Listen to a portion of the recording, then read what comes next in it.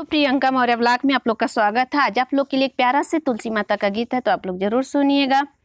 पूजनवा कैला तुलसी के मिलिहन भगवान, पूजनवा कैला तुलसी के सीता जी तुलसी पूजने बरवा पवनी राम जी के। सीता जी तुलसी पूजनी बरवा पवनी राम जी के।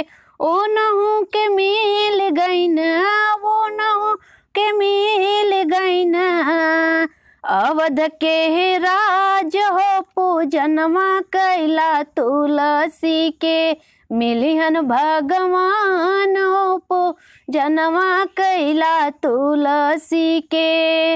रुकमणी तुलसी पूजनी बरवा पवनी कृष्ण जी के। रुकमणी तुलसी पूजनी बरवा पवनी कृष्ण जी के। ओ नहु के मिल गईन, वो नहु के मिल गईन, गोकुला के धाम हो पूजनवा कैला तुलसी के मिलिहन भगवान, हो पूजनवा कैला तुलसी के। गौराज तुलसी पूजनी बरवा पवनी भोले जी के। गौराज तुलसी पूजनी बरवा पवनी भोले जी के। ओ नहु के मिल गईन, ओ नहु के मिल गईन, कैलाश धाम हो पूजनवा कैला तुलसी के मिलिहन भगवान, हो पूजनवा कैला तुलसी के।